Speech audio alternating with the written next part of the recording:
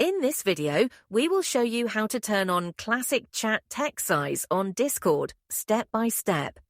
If you find this video helpful, please subscribe to our channel for more tech tips and tutorials. Let's get started. First, open the Discord app and ensure you're logged into the correct account. Next, tap on your profile icon at the bottom right corner of the screen. This will take you to your profile page. In the profile menu, locate the settings icon at the top right corner and tap on it to open the settings menu. The settings icon looks like a small gear. Once you're in the settings menu, scroll down until you find the appearance option and tap on it to continue. Within the appearance menu, you'll see the classic chat text size option, which is disabled by default.